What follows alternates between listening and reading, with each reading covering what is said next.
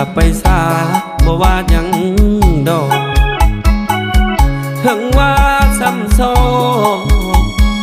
อายก็บ่ว่าหยังขอบใจที่น้องก่อนเคยเฮ็ดให้อายสมหวังน้องเคยจริงจังว้าวอีหยังอายก็ซื้อต่อการเวลาผ่านไปใจเจ้าเริ่มเปลี่ยนคำเว้าเจ้าเปลี่ยนไปไว้อย่างเหลือเชื่ออายหมดหนทางได้ยินน้องเอ่ยคำว่าเบื่อแค่บ่อยากเชื่อว่าน้องสิเฮ็ดได้ลงไปโลดน้องลาไปนำเขาสาอายบ่ว่าหยังขอยอมหลีกทางบ่อยากเป็นการขวางคออโน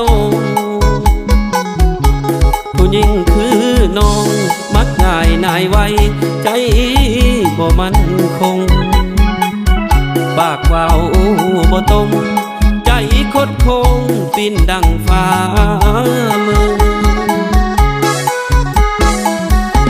ถ้าคิดดีแล้วก็ให้เจ้าไปไอ้นี้บ่ห้ามหน้าดีตางามไอ้ก็บ่เอาคนว้าวบ่ซื่องามแต่ใบหน้าใจเจ้าหน้าดำโพปานมือปากเกียงเว้าคือผู้หญิงคือน้องบ่ได้เสียดาย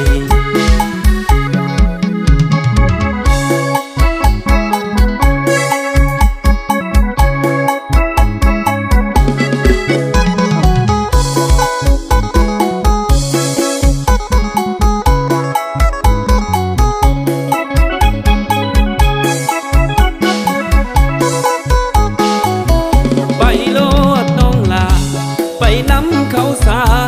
อายบ่ว่าหยังขอยอมหลีกทางบ่อยากเป็นการขวางคออโนผู้หญิงคือน้องมักง่ายนายไวใจบ่มั่นคงปากเว้าบ่ตรงใจคดโค้งปีนดังฟ้ามือถ้าคิดดีแล้วก็ให้เจ้าไปไอ้นี้บ่ห้ามหน้าดีตางามไอ้ก็บ่เอาคนว้าวบ่ซื่องามแต่ใบหน้าใจเจ้าหน้าดำโพปานมือปากเกียงเว้าคือผู้หญิงคือน้องบ่ได้เสียดาย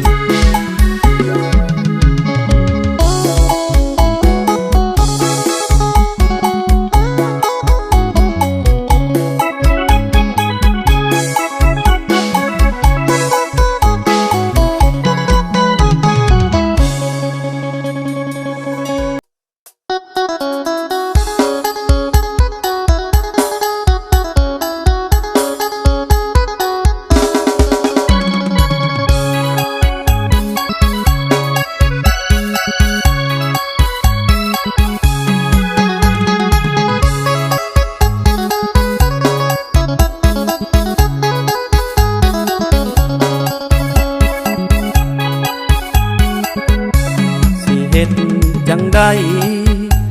ในเมื่อมันเป็นไปแล้วอ้ายมีเมียแล้วก็หูอยู่แก่ใจบ่อยากเลือกเมียบ่อยากเสียน้องสิเฮ็ดจังได้ถ้าอ้ายเลือกได้ขอเลือกน้องทั้งสองคนถ้าอาย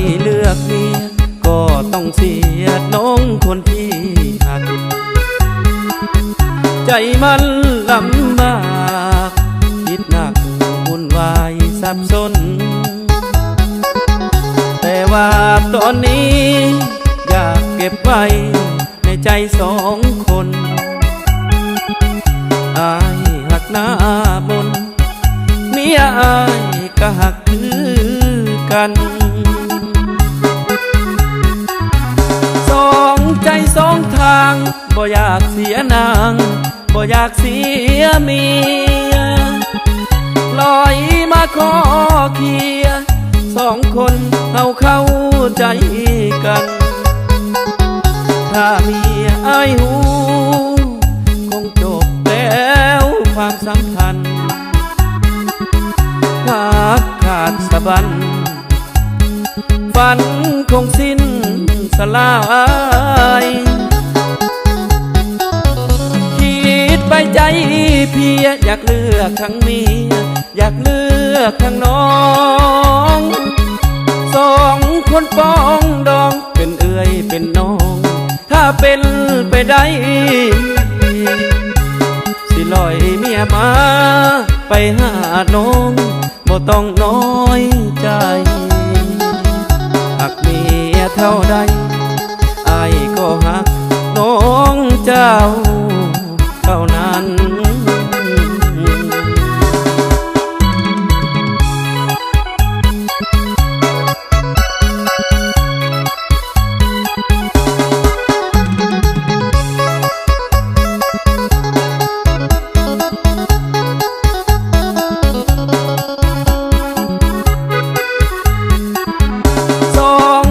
สองทางบ่อยากเสียนางบ่อยากเสียเมียลอยมาขอเคลียร์สองคนเอาเข้าใจกันถ้าเมียอายหูคงจบแล้วความสัมพันธ์หักขาดสะบั้นฝันคงสิ้นสลายคิดไปใจเพียอยากเลือกทั้งเมียอยากเลือกทั้งน้องสองคนป้องดองเป็นเอื้อยเป็นน้องถ้าเป็นไปได้สิลอยเมียมาไปหาน้องบ่ต้องน้อยใจหากเมียเท่าใดอายก็หักน้องเจ้าเท่านั้น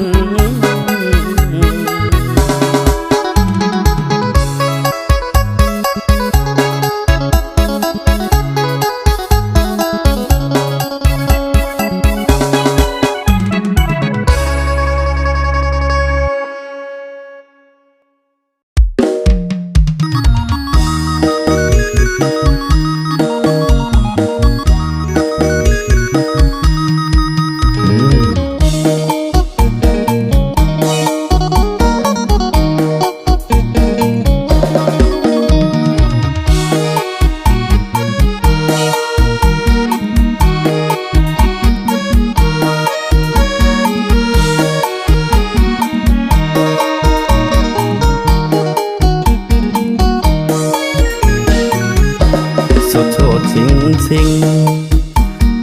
อายบ่มักดอกลาสเปคอายนี่นาคือน้องที่ใจต้องการเคยมีครอบครัวมีผัวมีประสบการณ์สาวโสดอยู่นำกลางบ้านอายบ่เอาดอกเด้อน้องนาผู้สาวสำน้อยงามปล่อยลอยไอ้นี่บ่มักในใจบ่คักอายมักแต่สาวแม่หางเอาสาวสำน้อยต้องคอยเอาใจสุบาทยางบอกคือแม่หางเว้าคำเดียวก็หูนาทีสาวโสดมากมาย บ่สนดอกลาสิงามปาดนางฟ้าก็บ่เอาดอกคนดีแม่ห้างคือน้องยังงามบ่มีมองตีเพียงมีตำหนิมีผัวมาแล้วซื่อๆได้เมียแม่หางคือจังได้ป้าแม่ไข่ลูกคือกำไรให้โลกเขาลือเอาใจเก่งดอกบ่ได้หาบอกดอกแต่ละมือภาษาแม่ห้างซื่อๆมันบ่เจือนคือคันแท้นา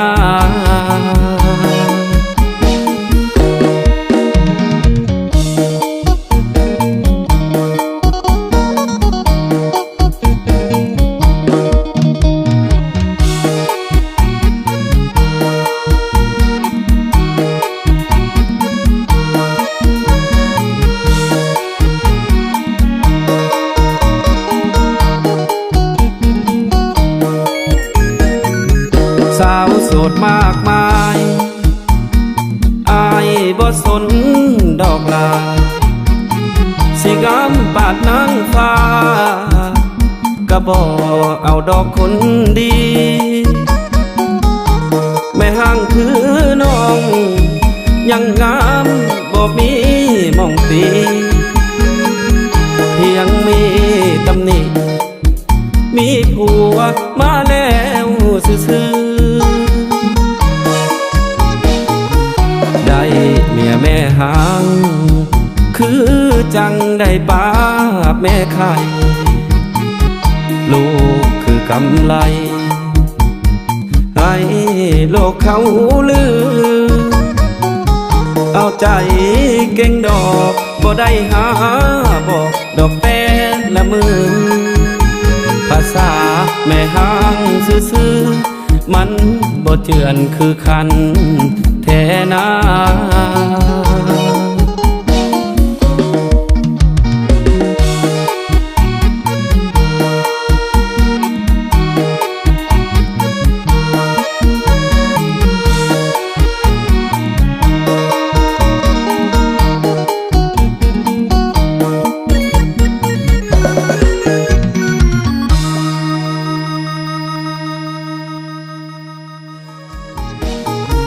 ได้เมียแม่หางคือจังได้ป้าแม่ไข่ลูกคือกำไรให้โลกเขาลือเอาใจเก่งดอกบ่ได้หาบอกดอกแต่ละมือภาษาแม่ห้างซื่อๆมันบ่เจือนคือคันแท้นา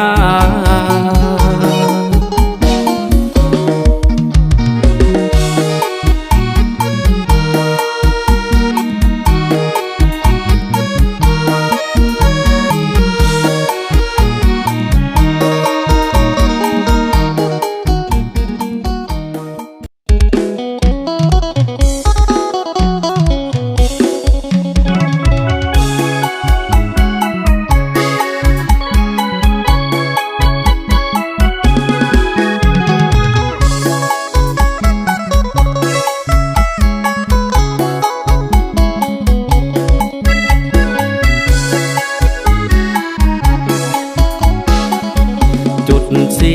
เขียวเขียวก็ยังอ่อนอยู่เด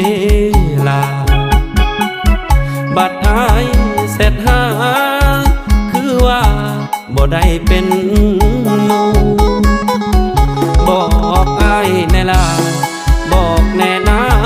เหตุผลอยากรู้คือจังโทรหากันอยู่อายอยากรู้ว่าผิดยังบอกอายสั่นว่าเสร็จหาน้องก็บ่ได้ส่งข้อความไปก็ มดหนทางหรือมีคนใหม่ในใจแทนอ้ายแล้วบ่แอวบางจึงต้องทำตัวเหินห่างเขานั่งเฮียงข้างเจ้าอยู่แม่นบ่เอาคนใหม่ลงไปโพสต์ในสตอรี่เจ้าเฮ็ดแบบนี้คือจังบ่อยากไปต่อสถานะมันหมายความว่าจังใดน้อคันว่าสิพอบอกได้บ่อยากรู้เหตุผลทั้งเฟซทั้งไลน์ก็เงียบหายยังหาบ่พอคันเมื่อไปต่อก็บอกให้แน่หน้ามนอย่าเฮ็ดจังสิโพสต์สตอรี่มือละลายหนเปลี่ยนใจไปคบอีกคนบอกแน่หน้ามนบอกอายแน่ลา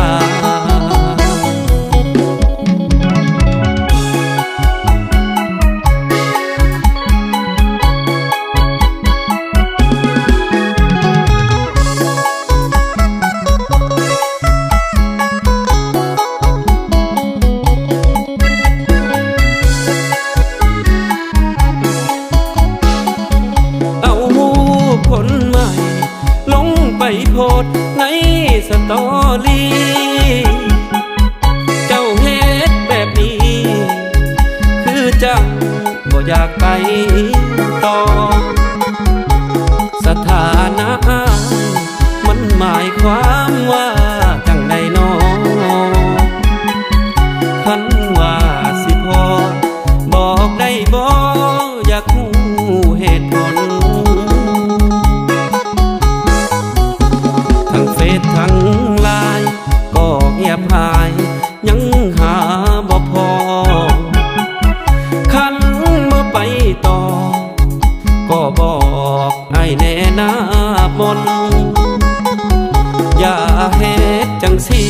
โพสต์สตอรี่มือละลายหนเปลี่ยนใจไปคบอีกคนบอกแน่หน้ามนบอกอ